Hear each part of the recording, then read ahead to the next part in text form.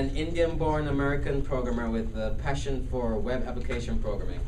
Currently set up as security systems specialist and looking to pursue a career as a security architect. And by virtue of the fact that he's here, is also lately interested in public speaking. His topic tonight, he'll be speaking for 7 to 8 minutes on identity theft, privacy politics, and best practices for information sharing. Please help me welcome Venkatesh.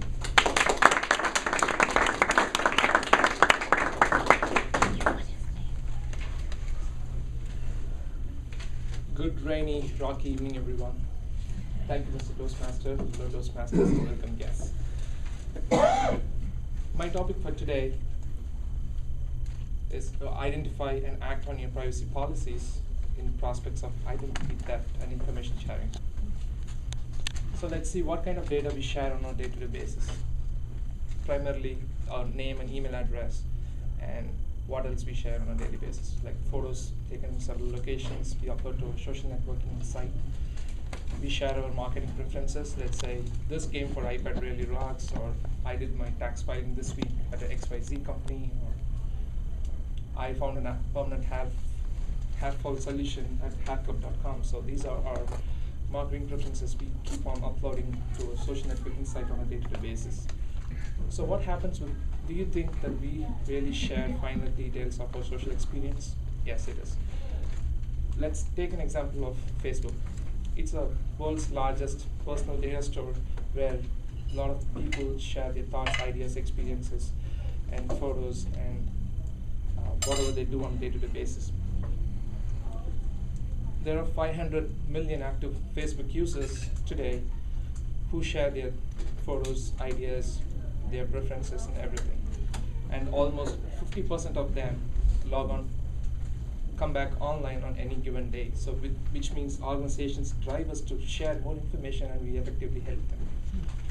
So what are the potential impacts of this kind of information sharing?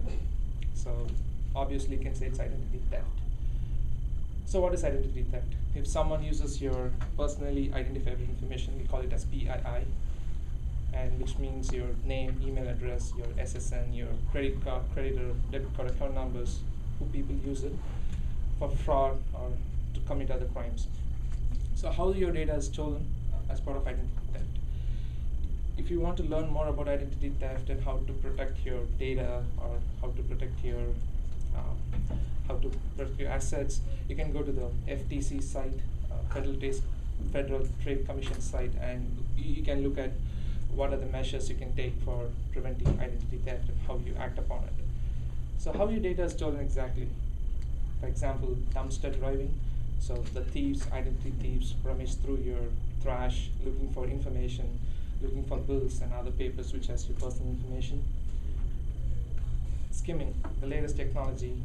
Skimming is something, there are smart card readers which store your card information for later use. And also the latest technology is the new cards, the new credit cards come with an RFID, radio frequency identification technology. So what happens with that? So with the help of RFID is a technology that uses radio frequency waves to just read an RFID tag meters away without line of sight with an object. So what happens if I want to steal someone's credit card today, who has a new credit card which is RFID enabled? I can use my RFID reader, just take my reader near to the wallet, and it grabs all the information to the computer. So that is one of the latest trends happening so far, and there are so many companies out there to prevent it, to just block the RFID reading. So the one very simple thing they currently found out is using a metal wallet, which can bypass your RFID signals. So it's an emerging technology. Otherwise, they also say you can use the foil. You can put your credit cards into a foil so that it doesn't being enabled for RFID reading. So that is one new technology happening with skimming. Phishing. You know, there are so many websites which pretend to be your financial organizations or other companies, bring up you with pop-ups and try to collect information. Let's say they collect your name, email address, and also they can tag your aggregated data, like your computer, which IP address you're coming from on a daily basis. So that kind of stealing can happen also. And the old-fashioned stealing, you forget your mobile phone, your wallet, your check, your tax information, wherever you live, and they can collect a lot of information using that.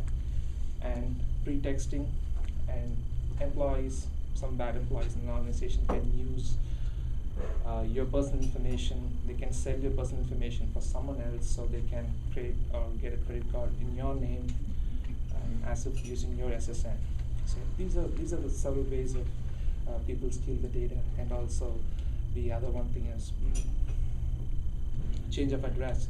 So identity thief can log into your, let's say, you leave your mobile account somewhere else, and someone knows your mobile phone username and password to log into a site. What happens? They just use it and divert all your billing information to their home, so that they can steal all your information. So there are so many ways they can do. And also there's a huge topic on how people steal data from companies, like eavesdropping, whatever.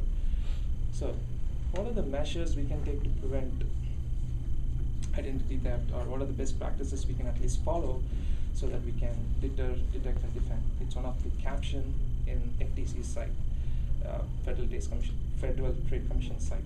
So if you want to learn more about identity theft, and if you are a victim of identity theft, there are online forums out there where you can report to FTC, and they can help you with the process so that you recover your identity. So whenever your identity is stolen, it stays for a very long time. And by the way, you have to report it to FTC so they can erase it and make you a clean person. Coming to the best practices, what else you can do to prevent from being a victim of identity theft? First thing, don't store any of your confidential information for easy access. Let's say you have your tax filing information, your visa information, whatever, you just put it in a file and carry it to office on a daily basis, and one day you forget it in office, and that can be stolen and can happen wherever place it can go. So make sure that you don't store your confidential information for easy access. Try to check your credit report on a yearly basis, at least once in 6 months. There are so many organizations which offer a free credit report, or you can have your credit report checked so that you can detect any fraudulent activity going on in your identity. And also make sure you don't ignore all your emails, your postage delivery you get to your home, your offers you get in your mail. Make sure that you securely shred them so that no one gets access to it, or you can make sure you don't receive them at all.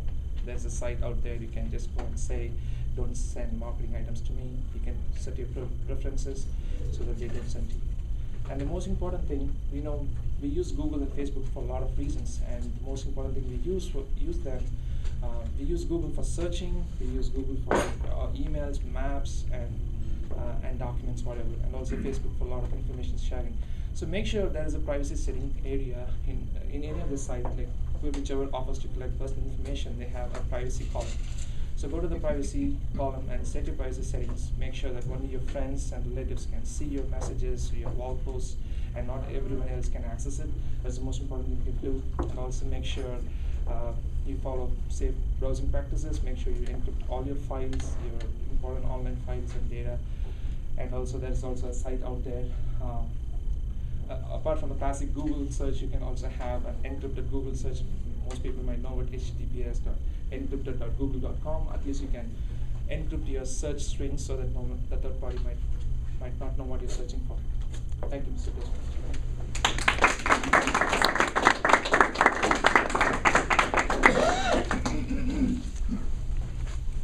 Please leave your comments for Venki, and on the ballot slips for first speaker, let them know what you thought. I think it was a very important speech that we should all pay attention to today in technology. And while the votes are being collected, speak about technology back when rock and roll was coming about, because rock and roll arrived at a time of considerable technological change, right after the development of the electric guitar, the amplifier microphone, and the 45 RPM record that Brian spoke about. For example, electric guitars, like Mike Besson spoke about, could play music louder so more people could hear it. There's television, the launch of careers of many rock and roll legends, with shows like the American Bandstand. That was also a table topic discussion that launched careers of persons like Bill Haley and the Comets, Buddy Holly, Connie Francis, Bobby Darin, Fabian Richard Valens. Of course, there were also radios and record players everywhere, and disc jockeys were helping to spread rock and roll at that time. So technology played a big part in rock and roll becoming as huge as it was. So, our second speaker tonight